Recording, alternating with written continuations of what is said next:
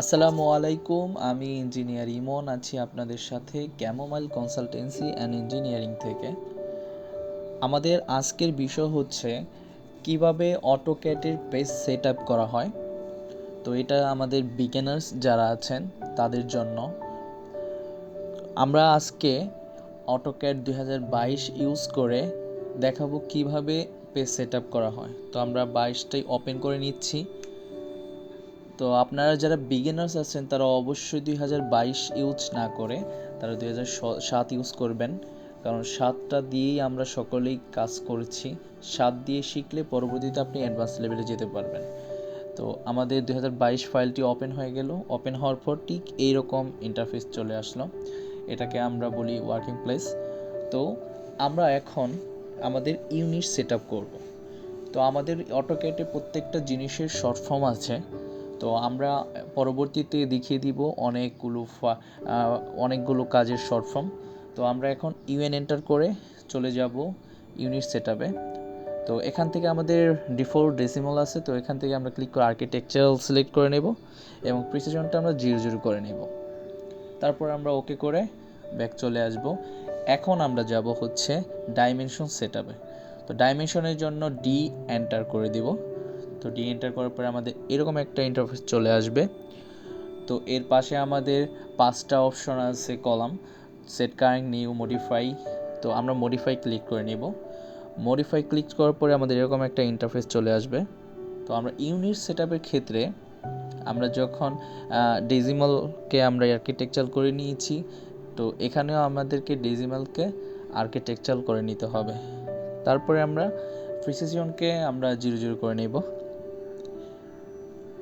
তারপরে আমাদের টেক্সটে চলে যাব। টেক্সটের এখানে আমাদের টেক্সট স্টাইল আছে, তো 3 ডটে ক্লিক করে নেব। 3 ডটে ক্লিক করার পরে এখানে আমাদের দেখতে পাচ্ছেন অনেকগুলো আমাদের ফন্ট স্টাইল আছে। আপনি আপনার পছন্দ মতো যে কোনো একটা নিতে পারেন। আমি always Times new Roman use করি, তো আমি এখান থেকে টাইমস নিউ রোমান সিলেক্ট করে নিব। তারপর অ্যাপ্লাই, সেট কারেন্ট, ক্লোজ করে দেব। এরপরে আমরা চলে যাব হচ্ছে টেক্সট হাইটে। টেক্সট হাইটটা আপনি আপনার পছন্দ মতো মাপ নিতে পারেন। আমি এখানে 8 ইঞ্চি নিব।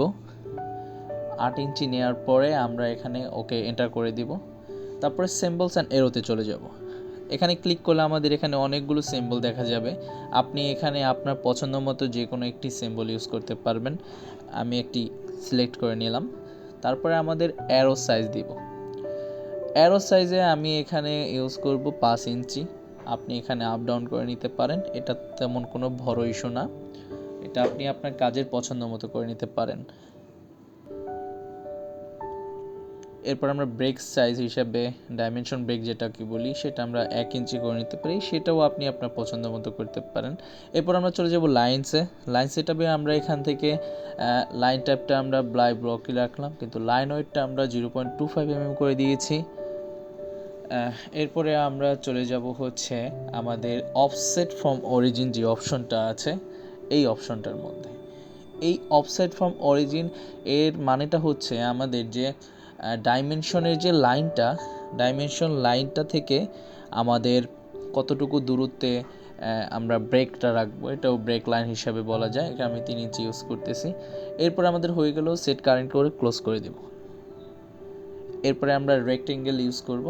রেক্টেঙ্গেল নিয়ে নিলাম। রেক্টেঙ্গেল নিয়ে যাওয়ার পরে আমরা এখানে 30 ফিট, 20 ফিট করে নিয়েছি। এরপর আমরা ডাইমেনশনটা চেক করে নেব। ডাইমেনশনের জন্য ডিএলআই আমরা শর্ট ফর্ম এটা ইউজ করে নিলাম। এখান থেকে এখানে 30 ফিট আছে। তারপর এখান থেকে এখানে 20 ফিট আছে। তো এই হচ্ছে আজকের ভিডিও। তো আশা করতেছি সকলের পছন্দ হয়েছে। আপনারা যারা বুঝতে পারবেন না তারা অবশ্যই আমাকে ইনবক্স করবেন, আমি সকলের প্রশ্নের সমাধান দেওয়ার চেষ্টা করব। আমাদের পরবর্তী ভিডিওতে আমরা লেয়ার সেটআপ কীভাবে করতে হয়, লেয়ার কীভাবে নিতে হয় আমরা সেটা দেখাবো।